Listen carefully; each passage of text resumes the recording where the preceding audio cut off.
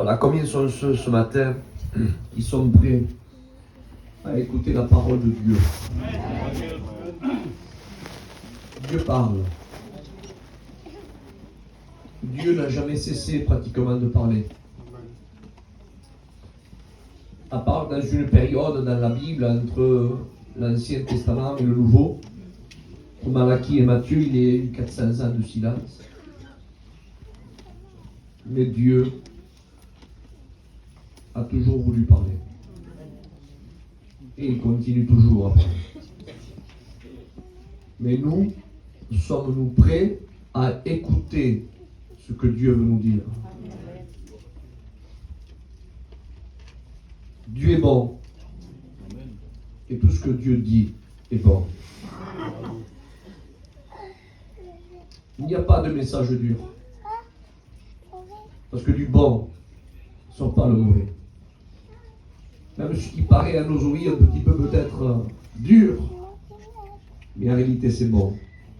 Vous savez, quand vous dites aux enfants de prendre des cuillères amères d'antibiotiques, je vous promets que l'enfant, il ne veut pas trop l'avaler. Mais en réalité, c'est bon. Et ce matin, nous voulons écouter la parole de Dieu. Ce matin, je me suis levé comme tout serviteur de Dieu chrétien. Je pensais à la prédication de ce matin. Et je disais, Seigneur, je vais apporter quoi? Je vais dire quoi, Père? Quoi, Seigneur? Et il y a eu une étincelle dans mon cœur. J'aimerais vous parler ce matin du foyer. Des foyers. On va entreprendre beaucoup de choses. Mais à la base, on commence mal. Et j'aimerais vous prouver avec la parole de Dieu que tout commence à partir d'un commencement. Et si, à partir du commencement, le premier moellon qu'on met n'est pas d'aplomb, n'est pas bien mis avec le niveau, s'il ne serait un petit peu tordu, qui penche sur la gauche ou sur la droite, au premier moellon, à l'œil humain, ça ne se voit pas. Mais quand on commence à mettre le deuxième par-dessus, le troisième, le quatrième, alors, une année, 2 années, 3 années, il semblerait, oui, mais comme on a mal commencé au début, quelques années plus tard, le mur s'écroule. Parce qu'à la base, on a mal commencé. Ce matin, je crois que Dieu nous demande, et ça va être le thème du message, une mise à jour. Le problème est là aujourd'hui. On dit Amen et que Dieu soit loué. Mais ce matin, c'est une corde sensible qui va toucher beaucoup de personnes, personnellement moi, et tous que nous sommes ici ce matin. Mais est-ce que ce matin, nous sommes prêts à appuyer, vous savez, comme les iPhones, il y a une mise à jour à faire. Est-ce que nous sommes prêts? C'est ton portable, c'est toi qu'il faut qu'appuie. Es-tu prêt ce matin à faire une mise à jour de ton foyer? Il faut que tu appuies toi, il faut que tu dises oui toi. On ne peut pas dire oui pour le foyer d'un tel, on ne peut pas dire oui pour le foyer de l'autre. Il faut que tu dises oui, homme et femme, mari, amen, épouse, il faut que vous dites oui. Oui, personnellement, oui, je suis prêt à faire une mise à jour. Qui que tu sois. Je dis bien qui que tu sois un chrétien novice à la foi, un jeune chrétien, un chrétien mature, disons-le, tant pis, un diacre, un trésorier, un candidat au ministère, un étudiant, un futur étudiant, un pasteur et même un ancien. Qui que tu sois, es-tu prêt à faire une mise à jour?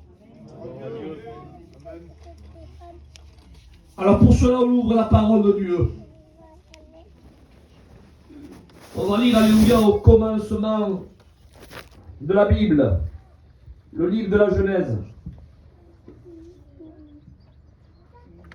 au chapitre 1er, et on fera 2 lectures. au chapitre 1er et au verset 1er. On pourrait le citer de mémoire, mais par respect à la parole, on va le lire. Voilà, avant tout, je remercie les serviteurs de Dieu, bien sûr, et les anciens de m'avoir laissé ces 2 jours pour pouvoir exprimer ce que Dieu a déposé sur mon cœur. Merci les frères, que Dieu vous bénisse. Voilà ce que dit la parole. Genèse chapitre 1er, verset 1er. Il dit, au commencement, Dieu créa les cieux et la terre. Au commencement, Dieu créa les cieux et la terre. Et j'y reviendrai ensuite sur un détail de ce texte. J'aimerais ouvrir un 2e chapitre dans le livre, amen, de l'évangile de Matthieu, au chapitre 7 et au verset 24. Comment ne pas lire ce chapitre concernant le thème de ce matin, qui est le foyer? Évangile de Matthieu, chapitre 7 et verset 24. C'est pourquoi, dit Jésus, quiconque entend ces paroles que je dis et les met en pratique sera semblable à un homme prudent qui a bâti sa maison sur le roc. Verset 25. La pluie est tombée, les torrents sont venus, le vent a soufflé et se sont jetés contre cette maison, et elle n'est point tombée, parce qu'elle a été fondée sur le roc. Mais quiconque entend ces paroles que je dis, et les met pas en pratique, sera semblable à un homme insensé, qui a bâti sa maison sur le sable. La pluie est tombée, les torrents sont venus, le vent a soufflé, et ont battu cette maison. Elle est tombée, et la ruine a été grande. Et la ruine a été grande. On va reprier le Seigneur. J'ai besoin de Dieu ce matin pour nous. Bonheur, tu le fais pour nous. Et pour moi surtout. Seigneur, tu es le roi des rois. Seigneur des seigneurs. Ce matin, nous sommes là pour t'adorer, pour te glorifier. Toi, Seigneur Jésus, ton messager et ton roi. Celui qui t'a choisi, Seigneur, qui porte le conseil de ta parole ce matin. Que tu te sers de lui, Seigneur, qui soit rempli de ton esprit. Tu nous parles en travers chaque jour, Seigneur. Parce que tu connais chaque cœur, chaque vie ici présent. Tu connais, Seigneur Jésus, qui a besoin de toi. Alors tu te sers de ton messager, Seigneur. Tu prends toute la place, roi des rois. Et nous te disons merci, Père, parce que tu le fais. Merci, Jésus.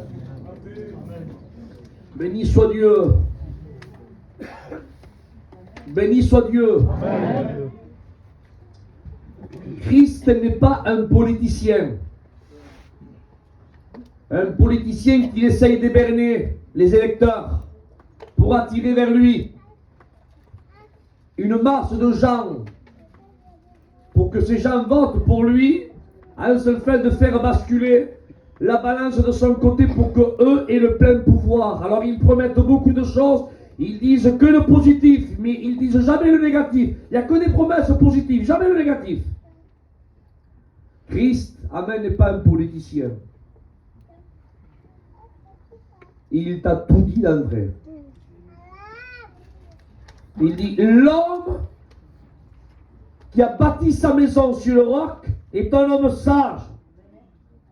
Et il commence à parler, et il dit, les vents, la pluie ont soufflé, se sont jetés contre elle. Après il continue, il dit, et l'homme insensé, c'est celui qui a bâti sa maison sur le sable. Alors, regardez comme quoi Christ ne cherche pas, amen, à des électeurs qui votent pour lui. Christ n'est pas quelqu'un qui met seulement que le positif. Il ne dit pas, si vous bâtissez votre maison sur moi qui est le roc, alors je vous promets, vous n'aurez pas de vent, pas de pluie. Il n'y aura rien qui tombera sur vous.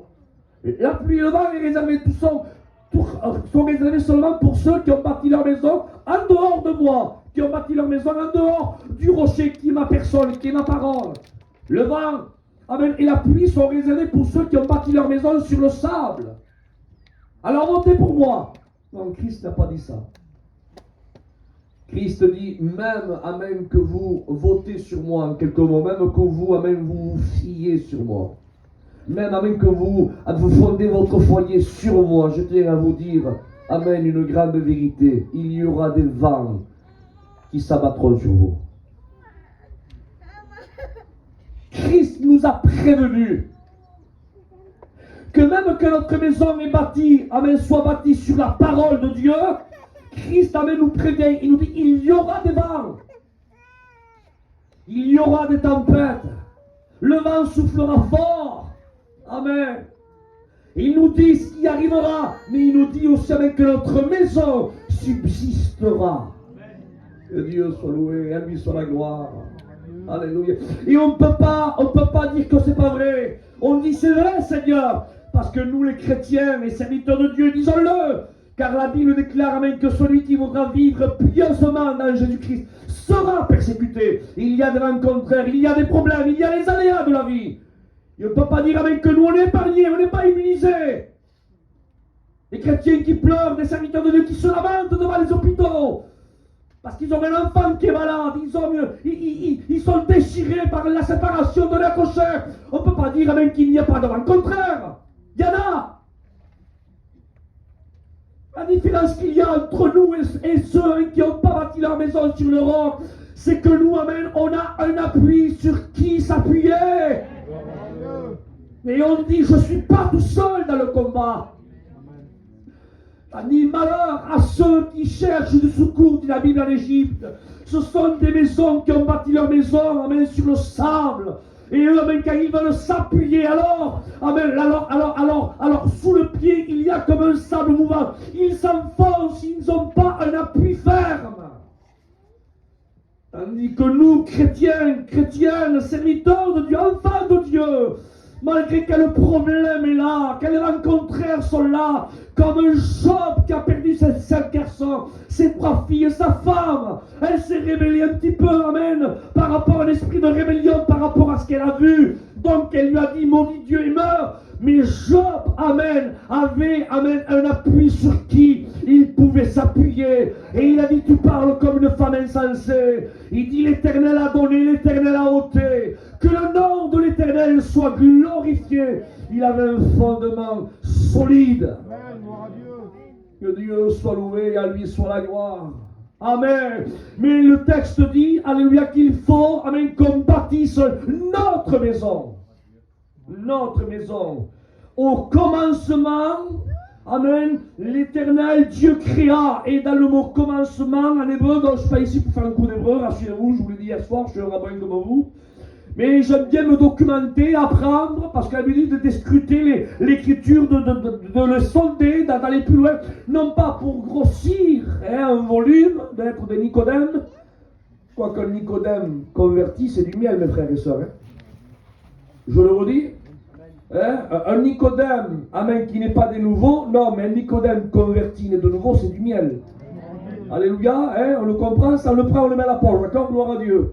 Donc on n'est pas ici même pour avoir un cerveau à 30 étages, mais on est ici même pour apprendre la parole de Dieu, amen, pour mieux la vivre, mieux la diffuser, mieux, amen, la divulguer, pour mieux la comprendre. Alors on cherche, on scrute. Alors j'ai regardé, et dans le mot commencement, en hébreu se dit Bereshit. Alors on ne comprend pas grand chose, mais ça veut dire, Bereshit veut dire commencement, ou l'origine. Et dans le mot Bereshit, la première lettre du mot Bereshit en hébreu, c'est la lettre Bet. Ah, Isaac, ça veut dire quoi, bête? On ne comprend pas plus que ça. Attendez, je vais venir. La première lettre du premier mot de toute la Bible, des 66 livres, des 3 millions de lettres, il y a 3 millions de lettres. Je vous rassure, je ne les ai pas comptées une par une. Mais on me l'a dit, j'y crois.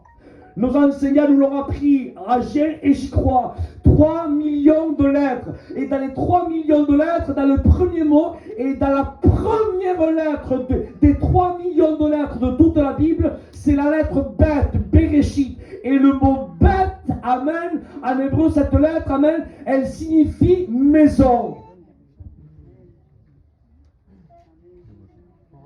Amen. Et toute lettre hébraïque a une valeur numérique. Et la lettre Bet, qui veut dire maison, la première lettre du mot Bereshit, la première lettre Bet, qui veut dire maison, cette lettre-là, vous savez quel est le nombre numérique de cette lettre? C'est le chiffre 2. Ça veut dire même que Dieu est en train de dire, dès le commencement, avant d'entreprendre, amen, ce merveilleux parcours, alléluia, évangélique, ce merveilleux plan que Dieu a préparé pour toi, avant, amen, de déployer ton zèle pour sauver les âmes, pour faire ceci, pour faire cela, avant, amen, d'entreprendre et de déployer ce merveilleux zèle pour sa gloire, il faut, amen, que tu commences par la lettre bête, par ta maison. Alléluia, amen. Et la maison, je te rassure, c'est pas toi tout seul. La maison, c'est pas toi, une femme isolée tout seul. Non, non, serviteur de Dieu, chrétien, c'est pas toi tout seul. Non, non, la maison, la lettre bête, amen, a pour valeur numérique le chiffre 2. La maison, c'est toi et ta femme. Alléluia. Il faut que ça commence de là. Que Dieu soit béni, à lui soit toute la gloire. Oui, tout doit commencer par le foyer, au commencement. Amen. Dieu, alléluia, veut qu'on commence par le foyer. Et la lettre bête, écoutez, c'est quelque chose de merveilleux. Amen. Qui est la première lettre de Bereshit? Eh bien, et Bereshit vient, vous savez d'où ça vient le mot Bereshit? Ça vient, amen, du mot roche. Et le mot roche veut dire tête. En quelques mots, Christ est en train de nous dire, amen, que le bête, amen, la maison, les deux, le foyer, la première lettre du mot Bereshit, amen, ton foyer, ta maison, toi et ta femme, amen, époux et épouse, doivent reposer, non pas, alléluia, sur un manuel, amen, qu'on a reçu dans nos aïeuls, mais, amen, doit reposer sur le roche, sur la tête qui est le Christ. Que Dieu soit loué, à lui soit la gloire. Ça veut dire, amen, que tout gitan que nous sommes, on ne doit pas nous imposer, amen, notre loi, quoique, attends, je pèse mes mots, quoique, amen, il y a des lois à nous, amen, qu'on a reçues de nos ancêtres, alléluia, que ça n'empiète pas dans la parole de Dieu, et cela, amen, je suis fier de les garder.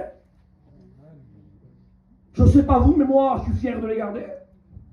Je dis bien, ceux qui n'empiètent pas dans la parole. Par contre, ceux qui empiètent dans la parole, on impute. Alors je garde. Mais il faut que le foyer, amen, ne soit pas, amen, guidé par le manuel que j'ai reçu, amen, de mes aïeuls. Ce qui est, je fais un tri, ce qui est bon, je le prends, ce qui est mauvais, je ne l'impose pas. Ou la femme vice-versa. Et il faut que hommes et femmes, mari, amen, mari et épouse doivent fonctionner sur un seul fondement. Et ce fondement, c'est le roche, la tête qui est le Christ. Christ doit diriger ton foyer. Alléluia. On ne doit pas jeter le filet comme nous on veut. Parce que dès, amen, qu'on garde et qu'on essaye de guider la barque, amen, de notre foyer, et qu'on essaye, amen, de le guider en jetant le filet là comme nous on le veut, il n'y aura pas de bénédiction. Le foyer ne s'enfoncera pas de bénédiction. Est-ce que vous comprenez ça? Par contre, amen, si le foyer, alléluia, on ne le fait pas à notre façon, mais si on le jette, amen, selon ce que le roche, la tête nous dit de le faire, alors on dit Seigneur, on dit à notre femme, pas sur ta parole. La femme dira, il dira Marie, pas sur ton manuel que tu as reçu de tes aïeuls, non. On fait comment? Et le mari dira, sur la parole du roche, sur la parole du Christ, amen, on va guider, on va conduire le foyer. Et le foyer, amen, la barque du foyer va s'enfoncer des bénédictions de Dieu. Alléluia. Amen. Il y a manque de bénédiction. Vous savez pourquoi il y a manque de bénédiction dans certains foyers? Parce qu'alléluia, il faut revenir à la base. Est-ce que réellement le foyer repose sur le roche? Est-ce que c'est Christ, amen, qui guide ton foyer? Quel manuel apprends-tu pour conduire ton foyer? Lequel? Et on va y venir. Que Dieu soit béni et à lui soit la gloire. Oui, tout commence par le bête. Avant. Au commencement, Dieu créa les cieux, amen, et la terre. La terre était informe et vide. Elle était au hubohu, elle était dans le bouleversement, dans le renversement. Et Dieu sépara. Et après, on commence à rentrer dans le premier chapitre, deuxième chapitre, troisième, et le livre de l'Exode, Lévitique, et Nombre, Deutéronome, et Josué, et Juge, et Samuel, et Roi, et Chronique. Mais avant de continuer tout ça, avant de voir les merveilles de Dieu, il y a une lettre là, une lettre. Et tout commence par cette première lettre. Le bête, la maison, le foyer. Et Dieu continue dans Actes chapitre 1er verset 8. Il dit, vous serez mes témoins. Et il continue, il dit à Jérusalem, il dit dans la Judée, dans la Samarie, jusqu'aux extrémités de la terre. Regardez là, j'aime la parole de Dieu comme vous.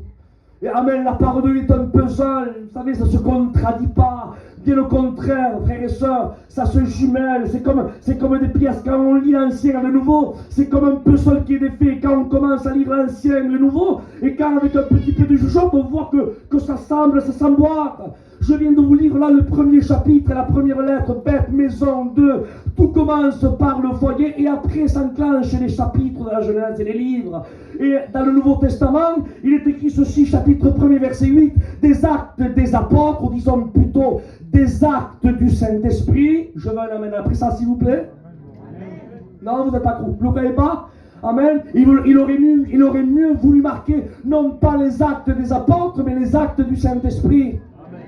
Alléluia, parce que c'est le Saint-Esprit qui fait, ce n'est pas les hommes. Dieu se sert d'hommes, mais c'est l'action de l'Esprit. Amen. Et bien dans ce chapitre et ce verset des actes de l'Esprit Saint, amen, il est écrit ceci, vous serez mes témoins. Ah, impeccable, Seigneur, mais où? Il dit premièrement à Jérusalem. Et Jérusalem, c'est le bête, c'est ta maison. Est-ce que tu comprends ça? Et une fois que tu es témoin à Jérusalem, alors Dieu dit, tu es témoin à Jérusalem, Isaac? Oui, Seigneur, regarde, je le suis, ça y est. Alors maintenant, amen, quand tu es témoin à Jérusalem, alors maintenant, sois témoin en Judée.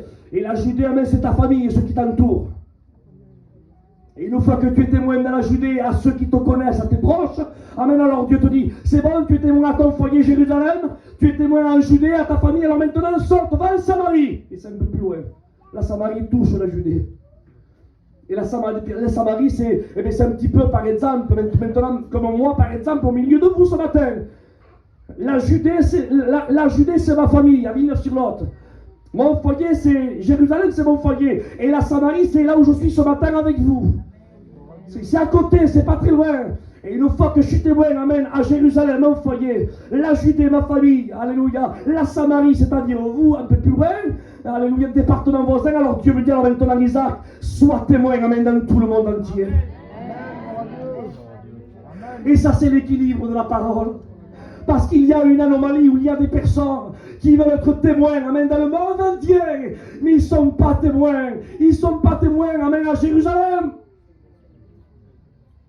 À quoi ça sert de te témoin dans la Judée? À quoi ça sert, amen, qu'à Samarie? Ah, Isaac, viens, alors on va déballer le tapis rouge. À quoi ça sert si à mon Jérusalem, là-bas, je ne suis pas considéré comme un homme de Dieu? Ça sert à quoi? À quoi ça sert? Alors je pourrais dire un petit peu comme Paul dit, quand il parle de l'amour, il dit je suis comme un petit peu comme une cymbale qui résonne. Parce que là je fais beaucoup de bruit, mais ceux qui me connaissent dans l'intimité, si ils pourraient témoigner de moi, s'il n'y aurait pas il y aurait 2 sons de cloche.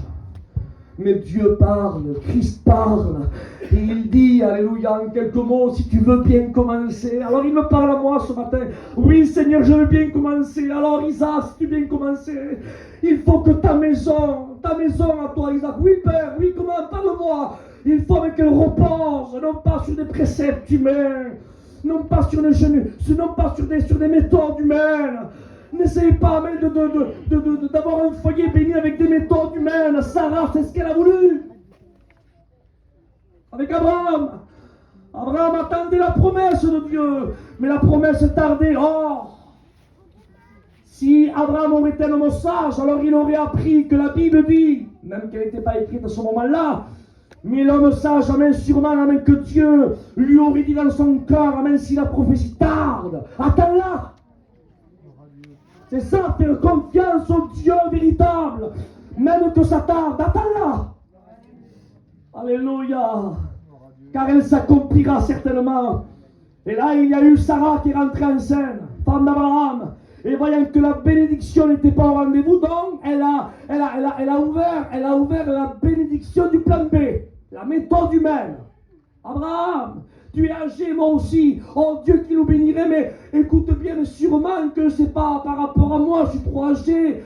Mais là, j'ai ma servante, et s'il y a un enfant avec elle, avec toi, l'enfant naîtra sur mes genoux et il grandira avec moi. Et c'est pareil, c'est pareil. Et Abraham, au lieu de rester ferme sur le roche, sur la promesse de Dieu, il a voulu se dévier, il s'est accroché au plan B, à la méthode humaine. Alors, la méthode humaine, quand on s'y accroche, il y a comme une sorte de bénédiction. Et on dirait que la bénédiction de Dieu est là. Puisque l'enfant est venu au monde, hein, c'était pas une poupée en plastique qui est venue, hein. C'était réellement un enfant. Abraham a eu son fils entre ses mains. Imagine Abraham, ça y est, je suis béni, le ciel m'a béni dans mon âge avancé. Ismaël est là, oui, mais tout ce qui n'est pas engendré de Dieu deviendra un obstacle pour toi tôt ou tard. Et c'est ce qui s'est passé. Car il n'y a pas une bénédiction qui descend du ciel, qu'il y a une bénédiction fabriquée par la main de l'homme. Alors il semblerait qu'il y a une naissance, il semblerait que le foyer est béni, mais c'est du factice, c'est faux. Alors ça dure un temps, ça dure 1 mois, 2 mois, 3 mois, 6 mois, comme Abraham, 1 an, 2 ans, 3 ans, 4 ans. La bénédiction de Dieu est là, t'avais raison, Sarah. 8 ans, 10 ans, 12 ans, 13 ans. Et à partir de 13 ans, Abraham circoncis là son fils qui est né de la méthode humaine, et il circoncis même son fils qui est né dans la volonté de Dieu, Isaac, à l'âge de 8 jours. Et quelque temps plus tard, l'enfant là qui est né par rapport à la méthode humaine, Ismaël, a commencé à se moquer avec Agar, se moquer de la femme de Dieu, du serviteur de Dieu, d'Abraham, de Sarah. Il y a un certain moment, voici que maintenant, la bénédiction qui est sortie de la méthode humaine, il a fallu qu'elle soit expulsée du foyer matrimonial du patriarche Abraham. Et Dieu a dit, renvoie Agar et son fils. Que ça ne te déplaise pas, renvoie-le. Et Abraham a renvoyé Agar et son fils.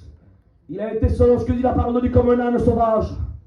Mais plus tard, écoutez Seigneur comme c'est important, plus tard, ce qui semblait être comme une sorte de bénédiction, mais comme la bénédiction n'a pas été engendrée par le roche de la parole, mais que la bénédiction est sortie par la méthode humaine de Sarah, un temps après, jusqu'à aujourd'hui.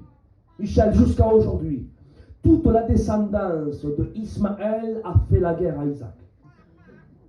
T'imagines ça, ouais? Pas possible.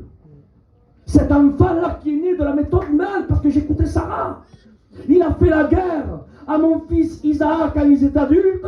Après les enfants, l'autre génération a continué. Bon, ça va, 100 ans de conflit entre le frère, je pense que c'est bon, non? L'addition est assez salée, non? Non, 200 ans conflit, 300 ans conflit, 1000 ans conflit, 2000 ans conflit, 3000 ans conflit. Et même à l'heure actuelle, le monde arabe avec les juifs, ils sont en conflit parce que le monde arabe, c'est la descendance d'Ismaël, ce qui est né de la méthode d'une sorte de bénédiction fabriquée par la main de l'homme, c'est-à-dire Sarah. Et les enfants d'Isaac, ce sont les Juifs, ceux qui sont été engendrés dans la volonté de Dieu. Jusqu'à aujourd'hui, il y a encore ce conflit. Croyez-moi, mes frères et sœurs, ce qui semble être une bénédiction qui apparaît en dehors de la fidélité des Écritures, au nom de Jésus, c'est un cadeau empoisonné du diable. Il semble que c'est un cadeau. Oh, le cadeau est là, le papier cadeau est là. Un petit peu camarade, l'enfant est là. Quel cadeau, quel merveilleux.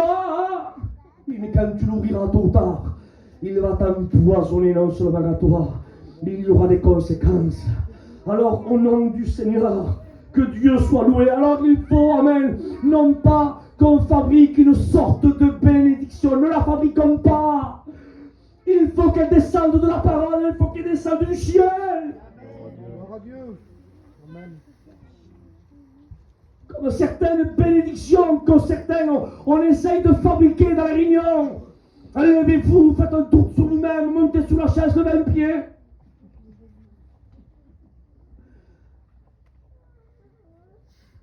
Je me souviens un jour, un homme, je ne dirai pas son nom, il voulait tellement faire pleurer, parce que pour lui, la bénédiction, il fallait que le chrétien en face pleure. Je ne sais pas comment faire, Félix. Véridique, hein? Serviteur de Dieu. Et il passait, rien ne se passait, il ne se passait rien. Il y a un certain moment, il va à l'oreille, il dit, tu te rappelles de la vieille mamie qu'on avait?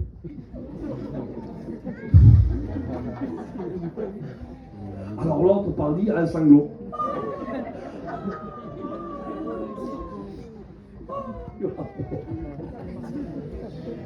Et le serviteur dit, ah, gloire à Dieu, que Dieu soit béni. Oui, bénis-le, Seigneur, bénis-le. C'est passé quoi? Je suis sûr et certain que si vous revoyez le Titanic, vous allez pleurer. Au vent emporte le vent. Hein, ce célèbre, je me souviens, j'étais petit, ma mère parlait de ce film, mon temps emporte le vent. Il y a des films qui nous, voilà, on est émotionnel, mais je ne parle pas moi de larmes qui sortent des yeux. Je ne parle pas d'une bénédiction qui est fabriquée par la main de l'homme. Je parle moi de la véritable onction. L'onction, amen, qui sort du haut, amen, de la lettre, du mot foi, obéissance, onction. Parce que la véritable onction, elle sort de l'obéissance. La véritable onction. Celle qui descend du ciel. C'est la main qui surgit, qui émane de la parole. Oui, bien-aimés de Dieu, alors construisons notre foyer. Amen, sur le roc. Alors je continue un peu plus, d'accord? Amen. Gloire à Dieu. Amen. Allez, c'est bon. Là, je vois les yeux comme ça, comme hier soir, je continue. Que Dieu soit loué. Retenez le détail de la parole. Christ dit. Regardez si c'est important. C'est pour cela que ce matin, il y a un morceau de pain tantôt pour les chrétiens, tantôt que ceux qui ont pour des fonctions, comme tantôt des prédicateurs qui prêchent. Un morceau de pain pour tout le monde ce matin.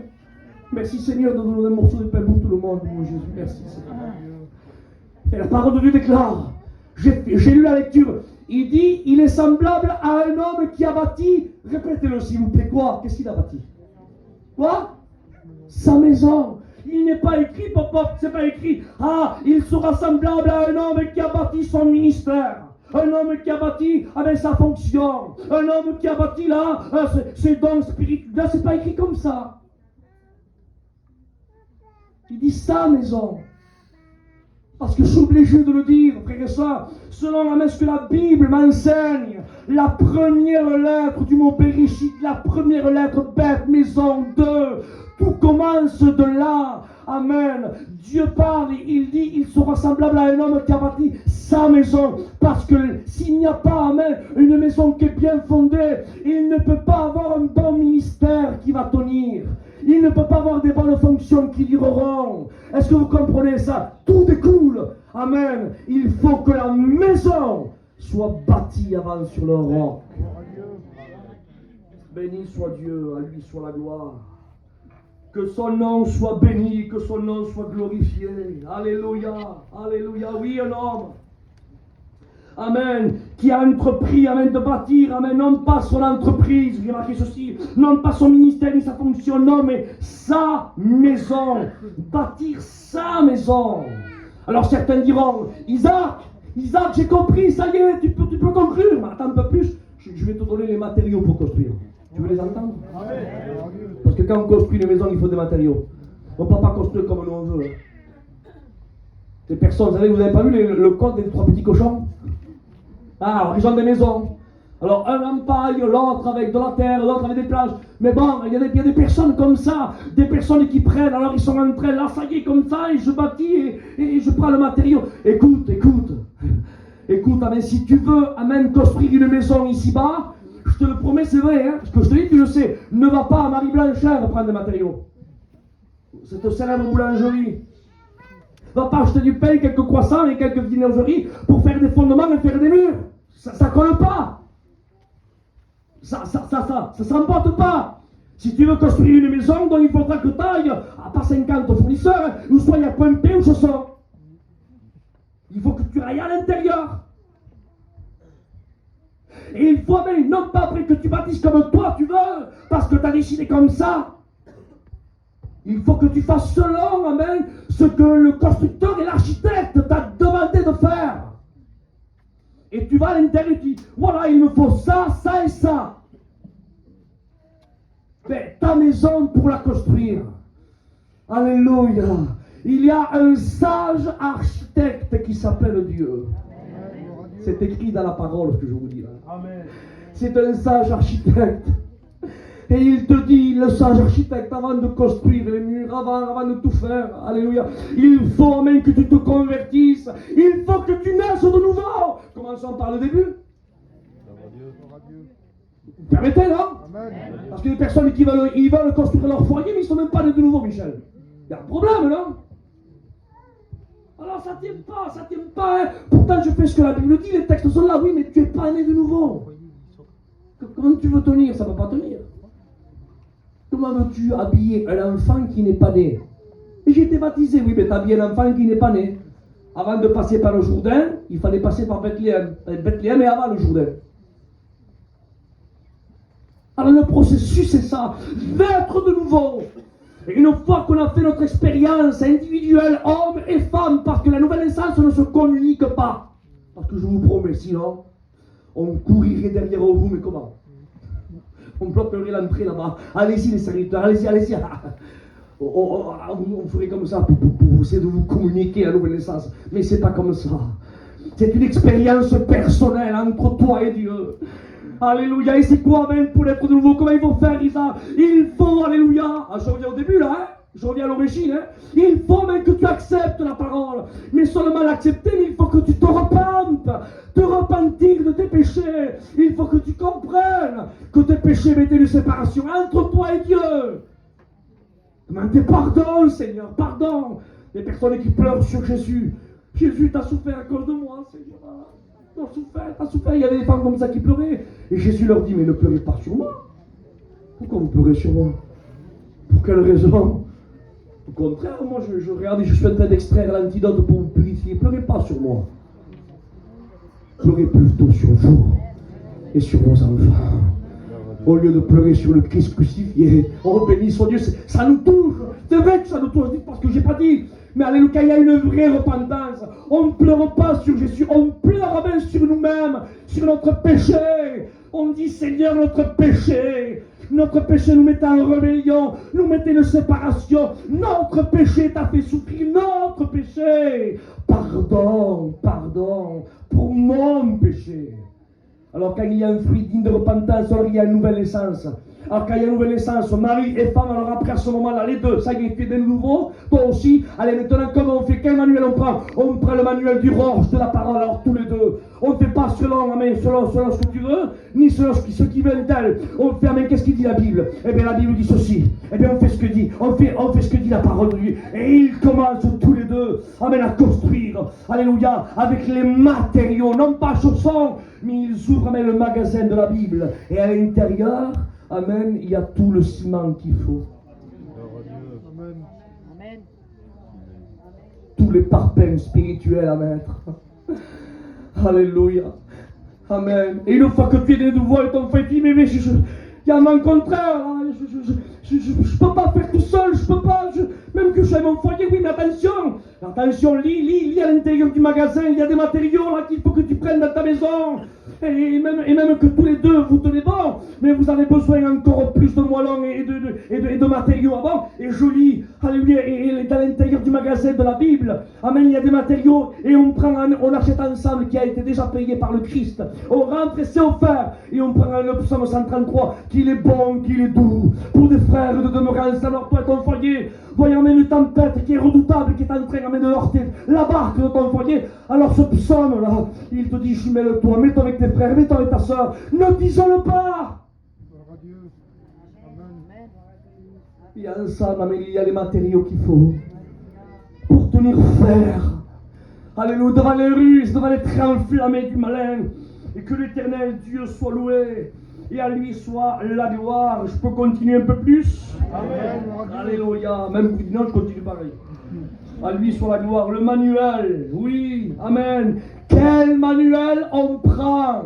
Lequel? Parce que, amen, il faut qu'on construise avec le manuel de la parole. Parce qu'il y a des personnes qui ont deux manuels. Ils en ont un pour chez eux, et ils en ont un autre pour dehors. Ça existe comme des personnes comme ça? Vous croyez, vous? Hein? Deux manuels? Ils ont deux manuels. Ils ont un manuel qui savent là, se documenter et mettre en pratique à l'intérieur du local du chapiteau de l'église. Et quand ils rentrent à leur maison, en dehors du local de l'église, ils ont un autre manuel. Ce n'est plus le même manuel qu'ils ont. Comme un jour, un magicien, il a fait un tour de passe-passe. L'auditoire était là, le public était là. Il dit, je vais vous faire un coup comme jamais vous avez vu pareille chose. Alors il a placé deux portes, une là à sa gauche et une autre là à sa droite. Il dit, regardez-moi, je vais passer par là et dans 2 secondes, je ressors par là. Mais c'était carrément impossible à faire. Il n'y avait pas de couloir à l'extérieur, il n'y avait pas de souterrain, il n'y avait pas de grenier. Comme ici, là, vous mettez 2 portes là et là. Il n'a même pas le temps de faire le tour derrière le carnaval. Il ne peut pas, en 1 seconde, il rentre, le temps d'ouvrir, de fermer, il ressort là. Alors tout le monde, bien sûr, était choqué parce que il dit, ah bon, est-ce qu'il va réussir? Alors le magicien, il rentre là, et dès qu'il rentre là, il compte 1, il dit, regardez là-bas, hop, et il sort là-bas. Et tout le monde était choqué. Il nous dit, mais comment il a fait? Comment il a fait? Alors tout le monde était subjugué de voir ce magicien. Alors il avait un renom, une grande renommée. Mais il s'avère que le magicien a dit, voulez-vous que je vous découvre l'astuce? Alors tout le monde dit, oui, oui, comment tu as fait? Comment tu as fait? Et il appelait son frère, il avait un frère jumeau. Un frère jumeau, mais à l'identique. Pareil. Il était confondu, pareil. Comme ça me fait rappeler cette histoire il y a quelques années de ça, il n'y a pas très longtemps. Et en plus, ces jumeaux, je les connais. Ils ont fait les écoles bibliques. Alors, comme il fallait se lever à 7h du matin pour la prière, ils se remplacent. Il dit, vas-y toi, et demain j'irai moi. Vas-y toi, et demain j'irai moi. Et ils ont berné, et je vous promets que c'est vrai, c'est pas des blagues. Hein. Ils ont berné les professeurs pendant les 2 sessions comme ça. Parce qu'ils n'avaient pas les mêmes sessions bibliques. Donc, ils ont fait 4 mois, quoi, si vous préférez, à temps plein. Que Dieu soit béni pour eux. Mais en tout cas, ils ont berné par rapport à leur ressemblance. Eh bien, moi je dis ça comme ça vaut ce que ça vaut. Y aurait-il 2 jumeaux en toi? Y aurait-il chez nous des personnes qui rentrent par la porte de l'église d'une façon et qui ressortent par la porte de leur maison d'une autre façon? Y aurait-il des jumeaux à nous? Et si oui, lequel des 2 gouverne? Parce que s'il y en a 2, comme Jacob et Ésaü, et si c'est Jacob qui prend l'autorité, gloire à Dieu. Mais si c'est Ésaü et Dom, alors là, il y a un problème. 2 jumeaux, ils y sont, presque. Parce qu'en nous, il y a 2 naissances. Moi, il y en a 2. Il y a Isaac Castro, qui est né le 26 février 1980, il a 43 ans, à Histoire. Et il y a une autre naissance à moi, qui est née si ma mémoire est bonne comme ça, le 9 avril 2000. Il a 23 ans. Donc il y en a 2. C'est lequel qui gouverne à moi? Mais je bénis Dieu parce que la parole de Dieu est merveilleuse. Alléluia. Dieu parle à Rebecca, il dit, il y a 2 jumeaux en toi. Il dit, attention Rebecca, hein. Il dit, par contre, 2 nations il y a. Il dit, je te dis quelque chose. Il dit, écoute bien.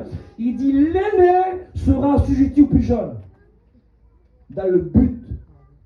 Le plus jeune, pardon, oui, c'est ça. L'aîné sera assujetti au plus jeune. Et le plus jeune gouvernera sur l'aîné. Dieu veut que des 2 naissances qu'il y a en toi, il ne veut pas que ce soit Ésaü, il ne veut pas que ce soit l'aîné qui gouverne. C'est ce que Dieu dit à moi. Il y a 2 naissances en toi, Isaac. Il y a Isaac Castro qui a 43 ans, et il y a la nouvelle naissance qui est à moi. Lui, il est plus jeune, lui, il a 23 ans. Et Dieu me dit, Isaac, attention, hein, c'est bien ce que je te dis, il y en a 2 en toi. Par contre, l'aîné sera assujetti au plus jeune. Hein. Gloire à Dieu. Amen. Amen. Gloire à Dieu. Et pas le contraire. Les 2 qui sont, il n'y a pas de problème. Hein. On ne peut pas les dissocier. Par contre, il faut que l'un domine sur l'autre. Que Dieu soit loué et à lui soit la gloire. Ça me fait penser à ce témoignage en Espagne. Un jour, une jeune fille est venue vers le pasteur et il dit, monsieur le pasteur, ça ne vous dérange pas si on pourrait, avec le foyer de mes parents, vivre ici à l'église? Le pasteur a dit, mais pourquoi ma fille? Il dit, parce qu'il n'y a qu'ici que mes parents ne se disputent pas. Donc il y a des 2, mais lequel des 2 gouvernait, lequel des 2 était assujetti alors? Que Dieu soit loué et à lui soit la gloire. Je continue, vous me permettez ce matin. Hein? Je ne sais pas quelle heure il est. 11h20. Que Que Dieu soit. Mais on la met à l'ancienne, on est une heure de plus comme ça. Que Dieu soit loué. Oui. Alléluia. Parce que s'il y en a deux en nous et qu'on prend deux manuels, il y a deux caractères différents. Alors ceux qui prennent le manuel de la parole et qui viennent exercer le fonction, alors moi je dis, lisant le manuel à l'intérieur du local de l'église, alors ils exercent, ils mettent en pratique le manuel à l'intérieur du local et du chapiteau de l'église, alors ce sont des bons pianistes. On dit ce sont des bons trésoriers. Ah, ils disent ce sont des bons prédicateurs. Oui, mais on peut être un bon pianiste, un bon trésorier, un bon prêcheur et être un mauvais père et un mauvais mari. Vous le croyez ça? Est-il possible? Est-il possible? Mais oui, frères et sœurs, c'est possible. C'est possible parce qu'il y a des personnes, des maris ou des épouses, eux, vous savez qu'est-ce que certaines personnes veulent? Parce que des personnes comme ça, il y a des personnes que je connais, je ne dirai pas leur nom. Il y a des personnes qui veulent beaucoup d'activités, beaucoup d'activités. On les voit de partout, ces personnes, Seigneur, de partout. En réalité, ils cherchent de l'activité. C'est pourquoi? Pour fuir leur foyer. Parce qu'à l'intérieur de leur foyer, c'est la Deuxième Guerre mondiale. Alors quand il y a toujours quelque chose à faire, ils le prennent. Il y a ça à faire, j'y vais. Tu as fait une mission, je vais avec toi. Tu vas là-bas, j'y vais, j'allais chez lui. Et je connaissais moi un prédicateur comme ça, je dirais personnellement. Il était toujours de partout, un zèle exceptionnel. Il était là, là-bas, là-bas, là-bas. Personne ne pouvait le suivre. En réalité, c'était pas que c'était un homme super, super spirituel, mais il était assoiffé d'activité parce que l'activité l'éloignait de la Deuxième Guerre mondiale de son foyer. Y aurait-il des foyers qu'il y a la Deuxième Guerre mondiale chez eux? Ben, il semblerait que oui. Il semblerait que oui. Papa Pierre a fait illusion quand il était là, dans cette expérience, que derrière chez lui, dans sa caravane, il y avait ce foyer qui était en train de bien sûr, de se chamailler. Ah, c'est un mot gentil, plus que je dis là. Peut-être s'il y a un s'entretuer, je ne sais pas. Mais en tout cas, il y avait du bruit, il y avait des chamailles. Mais est-il possible qu'aujourd'hui, il y a ceci? Mais oui, il y en a. Il y en a. Tout ça pourquoi? Parce qu'ils ne commencent pas par le commencement. Il faut qu'ils construisent leur maison sur le roche, sur le bête, leur maison, les deux, hein. Pas l'un sans l'autre, les deux, hein. Parce que sinon il va y avoir une désynchronisation. Et quand si le mari est désynchronisé avec la femme, quand elle rentrera chez lui, ils ne seront pas au même diapason, donc ils ne seront pas à la même vision. Ou vice versa.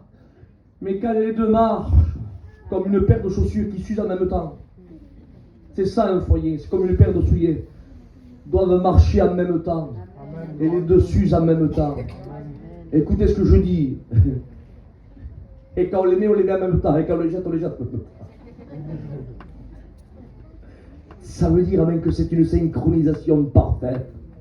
Et c'est ce que Dieu demande de nous. Alléluia. Qu'on marche dans son timing de la parole. Qu'on marche dans ce timing de la parole. Parce qu'il y en a que non. Il y en a que non. Je continue. J'ai fait quelques notes et je suis en train, j'essaye de m'y retrouver. J'ai peut-être, je sais pas combien de feuilles, hein. Je pense pas que je vais tirer tout. Sinon, vous allez me tuer. Mais je vais essayer d'extraire un petit peu l'essentiel, ce que le Saint-Esprit m'animera à apporter. Parce qu'on est bien ce matin, on sent que Dieu nous parle. Moi, je ne sais pas vous, mais moi, je sens que Dieu me parle. Je vous le promets devant le Dieu créateur que c'est vrai. Et Dieu me parle, alléluia, faire des mises à jour dans mon foyer tous les jours. Je l'ai fait, non, mais il faut le refaire. Il faut le refaire parce qu'on n'est pas à l'abri. Parce que les années de baptême, les années de ministère n'est pas une garantie. Amen, pour notre foyer.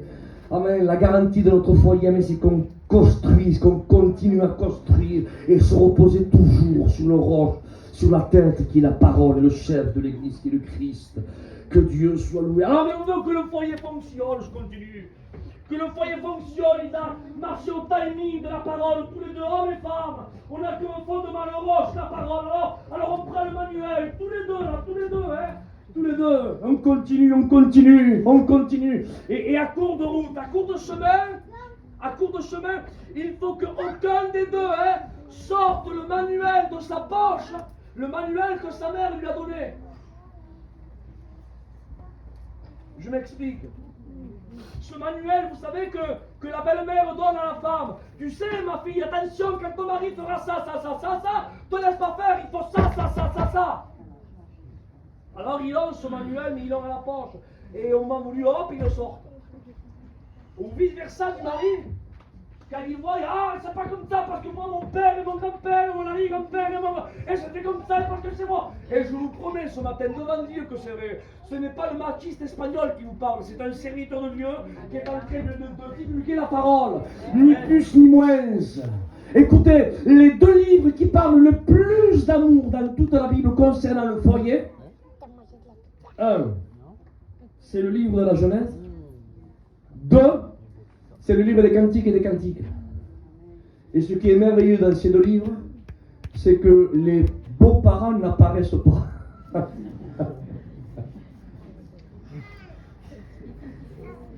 C'est pas des blagues, hein. Vous lisez-le. Hein. Adam et Ève, pourquoi le foyer allait bien? Parce qu'il n'y avait pas de beaux-parents. Ils avaient qu'un manuel. Le manuel n'amène pas du père, de la mère, non. Le manuel amène de ce que Dieu disait. Et dans le livre des Cantiques et des Cantiques, le beau-père n'apparaît pas. David n'apparaît pas, non. Le père et la mère de la Sunamite non plus n'apparaissent pas. Et c'est un livre, amène un foyer, amène un futur foyer qui est amoureux et qui tient bon. Ça tient tellement bon, amène, que la Sunamite va dire, ne t'inquiète pas mon bien-aimé, il dit, je suis le lys des vallées et la rose de Saron. Vous savez que ça veut dire dans un terme un peu plus gitané, je dis ça comme ça, d'accord, hein. Je ne sais pas si c'est le mot approprié, mais tant pis. Le lys, amen, c'est une fleur qui poussait, amen, dans les rochers. Et la rose de Saron, c'est une fleur qui poussait, amen, il fallait une bonne terre, une main choyeuse, il fallait cultiver bien, arracher les mauvaises herbes. Et ce sont deux fleurs différentes qui poussent dans deux endroits différents. L'une, amen, c'est la rose. Il faut une main choyeuse. Et le lys, amen, est en train de pousser au milieu des rochers. Et bien la Sunamite est en train, amen, de tranquilliser le cœur de Salomon, de son bien-aimé. Elle est en train de dire, calme-toi mon bien-aimé, parce que le bien-aimé dit, l'hiver est là, les tempêtes sont là, les problèmes sont là. Et la Sunamite est en train, amen, de dire à son bien-aimé, tranquillise-toi mon bien-aimé, tranquillise-toi, l'amour que j'ai pour toi n'est pas un amour, vous savez, seulement un amour d'été. Parce que quand tout va bien, quand tu me bénis, quand tu ouvres les vannes du ciel, je suis la rose de Saron. Mais quand les problèmes sont là, quand la maladie est là, t'inquiète pas, je suis le lys des vallées. Amen, je suis en train de briser les rochers et je pousse et je montre mon amour quand même pour toi. Amen. Dieu soit loué et à lui soit la gloire. Mais ça, c'est ce que vous devez faire. Amen, à propos de votre mari, il faut que vous soyez soumis à votre mari. Non pas de lui être sous un dictateur, mais amen, entendant bien que votre mari, alléluia, amen, est, amen, sous l'autorité du chef de l'église qui est le Christ. Et il faut, alléluia, que tu plaises à ton mari et que ton mari, amen, fasse tout pour plaire, alléluia, à sa tête qui est le Christ. Et tout, amen, amen, comme disent les Corinthiens, le corps bien coordonné peut fonctionner. Mais il faut que tout soit bien coordonné. Et que Dieu soit loué et à lui soit la gloire. Alléluia. On réessaye. Alléluia. Amen. Que Dieu soit loué. Amen. Le mieux. Amen. Pour voir que les foyers sont bien fondés et que les deux, hommes et femmes, marchent au timing de la parole, si vous voulez le savoir, demandez-leur à leurs enfants. Eux vous diront la vérité. Et il y a un texte de la parole. Tous les textes me plaisent, Seigneur, tous. Mais il y en a qui m'empruntent plus. Et il y en a un que j'ai à cœur, que le Saint-Esprit me rappelle concernant le fil conducteur du message ce matin. Quand Jude, je pose une question au prédicateur ce matin. Jude, celui qui a écrit l'épître de Jude, c'est bien le frère de celui qui a écrit l'épître de Jacques, ce sont deux frères de la chair. D'accord avec moi, les prédicateurs, les chrétiens, hein? Mais Jude et Jacques, ce sont là deux frères. Mais dans la chair aussi, ce sont les deux frères de Jésus. Parce que Jésus, Jude et Jacques ont la même mère qui est Marie. Jusqu'à là, vous avez suivi. D'accord, oui ou non? Amen. Mais ce qui m'interpelle, c'est quand Jude, lui, l'un des trois frères dans la chair, Jésus, Jacques et Jude, 3 frères, d'Alacheur, ils ont la même mère, Marie. Quand Jude va écrire son épître, lui, c'est écrit comme ça, hein? Vous le lirez chez vous, vous verrez. Je vous promets, ce n'est pas des blagues. Il dit, il se présente, il dit, moi, Jude, il dit, serviteur de Jésus-Christ, il dit, et frère de Jacques. Et ça, c'est spécial. Seigneur, c'est spécial, Aldo. Comment? Mais tes 3 frères, je sais pas, tu aurais pu écrire, je sais pas bon, Jude, frère de Jacques et frère de Jésus. Et dans la suite, serviteur de Jésus. Non. Il dit Jude, frère de Jacques, serviteur de Jésus. Amen. Et si on pourrait interroger Jude ce matin, on dirait, mais Jude, mais comment ça se fait, amen, que tu dis que tu es le frère de Jacques et que tu es le serviteur de Jésus? Mais je ne comprends pas. Jésus, c'est bien ton frère. S'il pourrait nous parler, Jude, ce matin, il nous dirait, oui, c'était mon frère de la chair. Mais ce que vous ne savez pas, vous l'avez connu à travers quand il a commencé son ministère. Et il a apparu quand il avait 12 ans et à sa naissance. Et il a apparu quand il avait aussi 8 jours. Mais moi, j'ai grandi à côté de lui. J'ai grandi quand on avait 5 ans ensemble, quand on avait 8 ans, 10 ans, 15 ans. Il y a un peu sombre de la vie de Jésus que je pourrais lui dire que moi je connais, que moi j'ai vu. Quand notre père, Joseph, il est en train de nous envoyer couper du bois, livrer la table là-bas. Et quand il y avait peut-être là un bénéfice à faire, je voyais peut-être mon frère qui rectifie le tir. Non, il n'enlevait pas un centime de plus, pas un centime de moins. Quelque chose comme moi, peut-être moi j'avais envie, et je voyais l'honnêteté, je voyais même son obéissance, je voyais sa position, je voyais son charisme, son vocabulaire, sa façon de parler, sa façon... Non, vous avez entendu ce que vous avez entendu, je suis frère de Jacques et serviteur de Jésus. Amen. Je ne sais pas comment ton fils t'appelle. Mais ça serait bien, alléluia, qui t'appelle mon père, papa.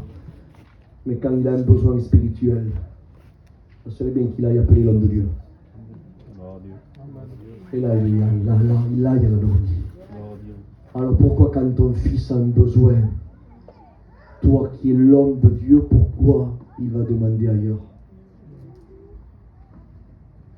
Excusez-moi. Et ça fait un peu large, non? Je le dis avec le mot, excusez-moi. C'est comme aujourd'hui, il y a des gadgets qui viendraient ici et diraient, voilà, il n'y a pas des voyageurs ici. Je ne serais pas vexé, loin, des voyageurs. Mais, là. Non, mais il n'y a pas des voyageurs là. Je ne suis pas voyageur, attendez, je ne suis pas voyageur. Là. Quand même, je suis bien voyageur là. Ça serait vexant. Mais là, c'est pareil. Des enfants qui sont à la recherche d'hommes de Dieu. Il y a des soi-disant hommes de Dieu chez eux et ils ne vont pas leur demander de l'aide à eux. Ils vont ailleurs. Et moi je vous dis, excusez-moi, je vous dis quel lâche. Frères et sœurs, ce matin Dieu nous parle. Il faut une mise à jour. Amen. Mais pour accepter, alléluia, la mise à jour, il faut que tu appuies toi-même sur le bouton de ta mise à jour. Il faut être un homme de Dieu, une femme de Dieu pour reconnaître. Écoutez ce que je dis, prenez le bon sens et captez sur mes mots ce que je suis en train de dire ce matin. Il faut être de l'étoffe. De l'étoffe, la qualité d'un grand homme de Dieu. Je pèse le mot d'une grande femme de Dieu pour se laisser reprendre. Parce que ceux qui ne sont pas de bonne qualité, on les reconnaît. Dès que tu les reprends. Oh. Moi? Et toi? T'es vu toi? Et là, on va voir, mon frère, je te parle ça pour moi, c'est pour mieux. Gloire à Dieu. Amen.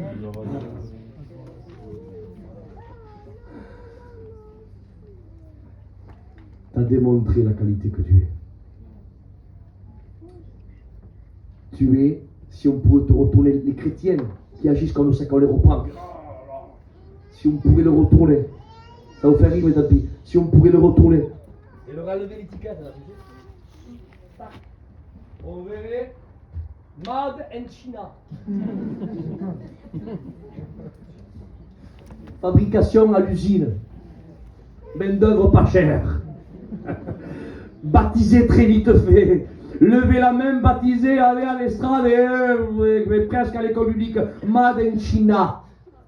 Par contre, quand il y a un homme qui dit à qui as-tu laissé le peu de brebis? Je connais ton orgueil, ta malice. Es-tu venu ici pour voir la bataille? C'était le genre David qui a pris tout faire. Et David vient et lui fait tu es en train de me vexer devant tout le monde. Il dit mon problème n'est pas avec toi, car j'ai pas lutté contre la chair et le sang, t'es pas mon ennemi, toi. Et même que tu me vexes, j'ai pas du temps à perdre avec le Chanel, il esquiva. Et quand on tourne ces hommes-là, on lève l'étiquette, alléluia, là on dit, on est en train de voir. Allez, je mets ce chapitre-là, Jean 3. Il est né d'eau et d'esprit. Gloire à Dieu. Il est né du ciel. Amen. Il n'a pas été engendré à la chair. Non, non, non. Écoutez ce que je dis. Comprenez-le, hein, ceux qui sont nés de Dieu et ceux qui sont pas nés de Dieu, les mad en China. Amen. Et les mad Jean 3. Amen. Quand Jésus dit, si un homme naît d'eau et d'esprit, ou alors acte 9, ou acte 22, ou acte 26, qu'il est question de la nouvelle naissance. Amen. Je voudrais faire deux comparaisons ce matin. Alléluia. Amen. Ceux qui sont mad en China, les religieux, eh bien, ils sortent d'une fabrication, vous savez, ce qu'on fait à la chaîne, là. Comment on fait les fabrications d'usines. C'est à la chaîne. On en produit peut-être, je sais pas moi, peut-être 10 000 par heure. 20 000 par heure, 30 000 tous les 2 heures. Et les véritables chrétiens qui sont nés d'eau et d'esprit, dans Jean 3, eux, ils n'ont pas été créés à la chaîne, dans l'usine. Il n'en est pas sorti 20 000 tous les 3 heures. Non, non, non. C'est une création artisanale. Amen. Gloire à Dieu. Amen. Gloire à Dieu. Gloire à Dieu. Seigneur, vous comprenez? Fabrication artisanale. D'ailleurs, c'est ce que ça veut dire le mot. Quand Christ dit Père, la prière sacerdotale dans Jean 17, quand il dit Père, il dit j'ai achevé l'œuvre. Et le mot achevé veut dire rendre parfait, atteindre le but proposé. Et le mot œuvre, c'est que ça veut dire le mot œuvre dans le grec, ça veut dire fabrication artisanale. Ça veut dire de l'art. Parce que ceux qui sont nés d'eau et d'esprit, on n'est pas né à même de l'usine de la religion. On est à même un produit artisanal, né à même par les mains et les pieds de Jésus. Alléluia. Nous sommes, et je veux une amen après sa puissance, nous sommes une œuvre d'art. Et quand cette œuvre d'art se laisse reprendre, ils couvrent leur front, ils disent pardonne Seigneur, parce que seules les pierres acceptent le burin de la parole, acceptent le burin des coups de marteau. Essayez-vous de rectifier une brique. Michel, prends une brique. Tu prends le burin, ça ne rentre pas. Et dès que tu essayes de la faire entrer, elle s'effrite. Ça, c'est le religieux, quand tu essaies de le reprendre par le burin de la parole. Il n'aime plus à la réunion. Mais j'ai rien dit, j'ai dit seulement que ça, pas possible. Mais c'est un chrétien, pas possible, il touche le piano. C'est pas possible, et je peux le dire, vous ne me tuerez pas si je dis ça. Vous ne ferez pas passer comme ça, je continue à dire ce que je veux dire là, hein. Mais il prêchait l'évangile. Pas possible. 8 ans, 10 ans, 20 ans. Il a dit ça, il n'est plus là. Il a retiré son fils, sa fille. Pas possible. Eh oui, c'était une brique. Elle ne s'est pas effritée tant qu'elle n'a pas reçu la réprimande du burin. Mais Christ ne nous appelle pas des briques. Christ nous appelle des pierres, des pierres vivantes. Amen. Et la pierre, alléluia, elle accepte le burin. Amen. Et là, ce matin, on va reconnaître les briques et les pierres. Hein. Parce que ce matin, le burin est là. Éclat ton foyer comme il va. Éclat ton tes enfants pour qu'ils te prennent. Éclate ton ministère, tu l'as fondé sur quoi? Et ta fonction, elle est sur quoi? Et comment ta femme te voit? Et comment tes parents te voient? Et ton entourage, comment ils te voient? Alors soit tu es une pierre, et tu te laisses édifier, et tu vas demander pardon, même que le milieu des gens, même qui pensent, ou soit tu vas t'effriter à dire, pour qui me prêche là?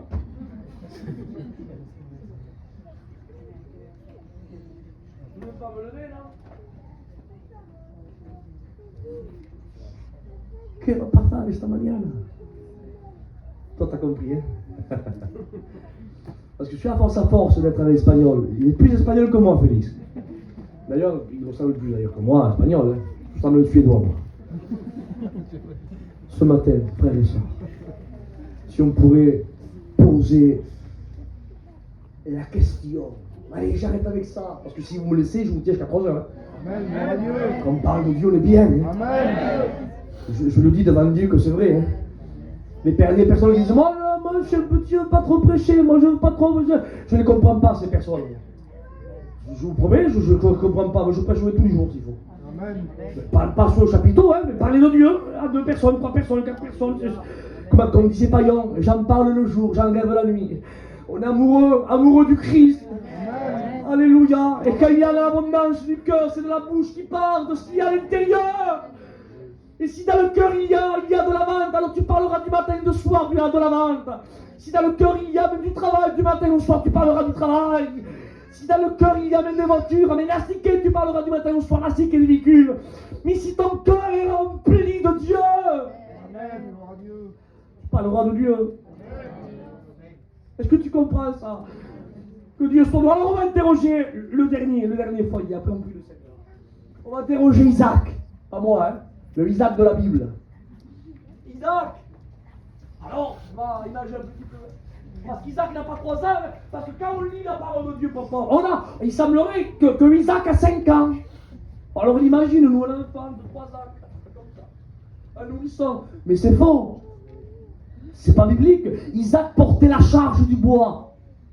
Vous, père, vous allez faire un sacrifice, vous allez donner, vous, 20 ou 30 kilos de bois à votre enfant qui a 4 ans pour monter à une montagne. Vous allez le faire, vous?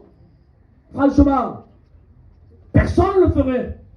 Si vous donnez 20 ou 30 kilos de bois à porter à votre fils, c'est parce que votre fils, il est minimum comme le fils de Popov. Il est là-bas en face de moi. Il a les épaules comme ça, lui, tu peux le prendre, mon fils. Et il vaut mieux que tu le prennes toi que moi, parce que moi je me fais déjà vieux et toi tu es en pleine forme. Donc Isaac n'a pas 3 ans. Isaac a un âge, un corps, une maturité, un corps humain assez mûr. Je ne sais pas s'il a 15 ans, s'il a 18 ans, s'il a 20 ans, 25 ans. Je ne sais pas, mais c'est un adolescent, voire peut-être un petit homme. Donc on n'interroge pas un enfant qui est inconscient du fait. On interroge un jeune homme qui est conscient de la gravité de la chose. Alors on lui parle ce matin, Isaac. Il faut que tu nous expliques parce qu'on ne comprend pas, Isaac. Quand ton père t'a dit on va sacrifier, tu as dit oui, on comprend, là c'est bon. Quand il t'a dit porte le bois, là aussi, voilà, on est des voyageurs, on comprend aussi. Quand il t'a dit monte à la montagne, là aussi on le comprend, il n'y a pas de problème. Par contre, là où je ne comprends pas, explique-nous, c'est quand il a préparé l'autel et qu'il t'a demandé de monter sur l'autel. Et que tu n'as rien dit, et qu'il t'a dit étends tes mains et tes pieds, qu'il t'a lié, et que tu savais, amen, qu'il allait le poignard, et qu'après, pour tout bon sacrifice, il fallait tuer, amen, et après il fallait foutre le feu. C'est pour cela que le bois était là. Mais je ne comprends pas, Isaac. Comment ça se fait, avec de la réflexion dans ton esprit, quand il t'a dit mets-toi sur l'autel, et que tu as vu ton père qui était là, et qui était là en train de lever le couteau. Mais explique-nous, Isaac, comment ça se fait que tu te dis papa? Qu'est-ce que tu fais, papa? Ça va pas, papa? Tu as un début d'Alzheimer, peut-être. Ah, ça a été à l'époque, mais peut-être s'il y aurait eu, peut-être, je sais pas. Moi, peut-être je l'aurais dit. Mais lui, non, il aurait pu dire, mais papa, qu'est-ce que tu fais, papa? Si maman le sait, maman, ça va être la catastrophe. Mais réfléchis, Dieu t'a dit, moi, t'es sûr que c'est moi? T'es sûr? Peut-être c'est pas moi, t'as pas entendu peut-être la voix de Dieu. Mais je sais, t'es sûr? Attends, on va se donner un délai, on va prier, on va jeûner, on va... C'est pas écrit comme ça. Il était là. Regardez son père. Et son père, et c'était pas du pipeau, c'était pas je le fais, je le fais pas, Seigneur, t'es sûr? Non, non, non. Il a pris le couteau. Là. Et il n'a pas voulu, vous savez, le tuer petit à petit. Il a voulu aller franchement. Et quand on va franchement, ça va très rapide. Hein. C'est 2 secondes au maximum. Le temps de le lever et d'enfoncer. 1, 2. Hein. Ça allait très vite. Et quand il fait ça, l'ange lui dit Abraham. Et il arrête. Imaginez Isaac. Et je refais parler Isaac si vous me le permettez. Mais Isaac, explique-nous pourquoi tu t'es laissé faire. Sûrement qui me répondrait. Parce que ce que vous ne savez pas, vous connaissez les actions, les grandes lignes de mon père. Mais il n'y a pas toute sa vie qui est heureuse. Sa vie, les coins sombres, l'intimité, quand il est à l'intérieur de son foyer avec ma mère, quand je le voyais là, le soir, l'après-midi, quand il parlait là avec des gens, avec des personnes, je le voyais, j'étais à côté de lui. J'ai vu mon père, j'ai vu mon père, mais à part mon père, j'ai vu un homme. Amen. Gloire à Dieu. Amen. J'ai vu tellement un homme de Dieu que je savais que ce qu'il faisait, Dieu lui avait dit de le faire. Gloire à Dieu. J'étais sûr. Aucun doute sur mon père, parce que mon père, c'était un homme. Amen. Gloire à Dieu. Et je conclue avec ça. Notre ancien Manico qui est parti auprès du Seigneur, et on ne va pas énumérer tous les grands noms, ça ne sert à rien, vous les connaissez. Mais là, j'en dirai 2. Manico était là, on le veillait par dit, il y a sa femme qui a parlé. Après plusieurs années de ministère. Il a pris mon cousin Germain par la main, comme ça. Sa femme, hein. Pas une étrangère, sa femme. Il lui a dit, tu sais mon fils, je dis quelque chose. Il dit, mon mari, c'était un homme de Dieu. Gloire à Dieu. Mais avec l'accent, vous savez. Et la deuxième femme que je voulais parler, c'est la femme de Payon. Elle avait témoigné. Et elle avait dit, vous savez, si mon mari, c'est des mots quand même lourds, Jésus, si mon mari m'aurait donné l'autorisation de l'appeler comme Sarah appelait Abraham, mon Seigneur, il dit, je l'aurais fait. Écoutez ce que je vous dis ce matin. Je ne sais pas comment ta femme t'appelle à toi. Je ne sais pas comment tu appelles ta femme. Je ne sais pas comment vous vous appelez. Je ne sais pas comment vos enfants vous appellent. Mais au nom du Seigneur, il faut qu'on fasse une réforme. Il faut qu'on la fasse, Félix. Tous les jours. Et je suis obligé de le dire, Seigneur, je l'ai à cœur. Si je ne le dirais pas, je descendrai dehors, je le dirai un par un. Car il y a un foyer qui marche au timing de la parole. C'est une garantie pour ses enfants. Vous comprenez ça? Pourquoi des enfants, quand ils grandissent, amen, leur foyer se déchire? C'est pourquoi? Parce que la fille ou le fils reproduit ce qu'ils ont vu dans le foyer de leur père. Claro que si. La fille là, elle se marie, elle a 19 ans, elle voit son mari. Bah, ma femme, tu peux aller chercher ceci, cela, ce soir, mets-moi à la table. Ah, écoute-moi, impule-toi, on demande à ta mère. Mais elle, attention, elle ne fait pas méchamment. C'est que la jeune fille, mon pauvre, elle reproduit ce qu'elle a vu avec sa mère. Et pour elle, c'est normal. Donc, comme c'est normal, elle le refait. Mais comme le mari, lui n'a pas été habitué comme ça, donc il a été éteint. Mais quand il y a un foyer, le bec, les deux, amen, comme la paire de chaussures, marche et fondée, amen, dans le rôle, dans la parole, alors tous les deux, ils construisent avec le manuel de la parole, alors ils ont un enfant, et l'enfant il grandit, amen, au milieu d'un foyer équilibré, le mari est à sa place, la femme est à sa place, alors l'enfant est équilibré, il est zen dans son esprit, il est cultivé à travers la parole de Dieu, il marche dans une sévérité. Et quand il est grandi, il reproduit ce qu'il a vécu. Je donne ce détail et après prenez-le comme vous voulez, tant pis. Quand un foyer amène dit dans ce timing de la parole, et que la femme, retenez ceci, c'est important, hein, et que la femme amène vit dans le timing, amène non pas dans le timing, amène de la parole, mais que elle vit, amène au timing un petit peu du monde. Donc, qu'est-ce qu'elle fait, elle? Elle donne un petit peu l'identité à sa fille, un petit peu l'identité du monde. Je m'explique.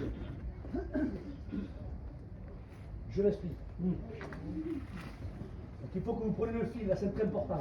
Et j'arrête avec ça. Le foyer biblique, Elkanah et Anne, suivaient le Seigneur, ils avaient un enfant. Et l'enfant grandissait dans le temple, dans la parole.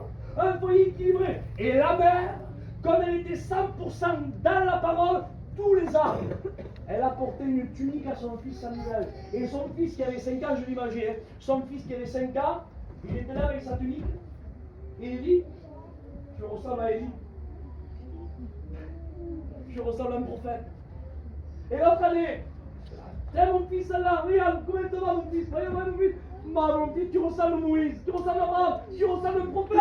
Et le petit, oui, bon, déjà le petit se voyait comme un prophète. Donc, étant inculqué dans son berceau avec l'habit, là, quand il a grandi, qu'est-ce qu'il voulait? Il voulait toujours une tunique. Il a été prophète.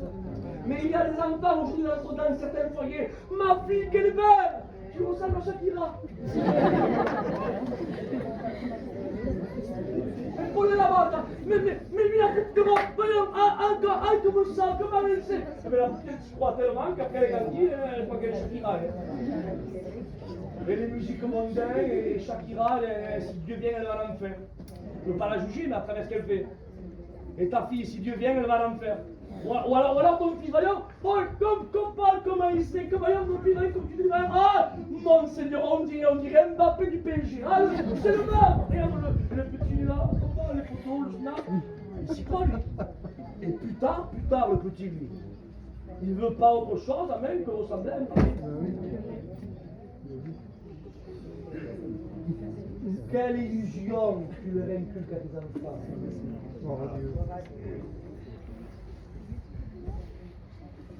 Qu'est-ce que tu les inculques à tes enfants? À ressembler à qui? À quoi? À quoi? J'ai aimé le témoignage d'Enoch. Je l'ai écouté plusieurs fois. Il disait quand mon père partait, il disait bon, je rassemblais tous les enfants qui avaient 8-10 ans comme moi, je les faisais asseoir, je m'étais là, je faisais la Sainte-Seine, je faisais le culte. Il dit mon père voulait me tuer. Il avait 8-10 ans. Il voulait ressembler à son père. Oh Dieu. De petit, il jouait au prédicateur, il est devenu un prédicateur. Oh Dieu. Qu'est-ce que tu leur inculques à tes enfants? Au nom du Seigneur, il faut qu'on fasse une mise à jour. Oh Dieu. Que tous ceux et celles qui veulent faire une mise à jour ce matin se lèvent. Oh Dieu. Que Dieu vous bénisse. Que Dieu vous bénisse. Moi aussi,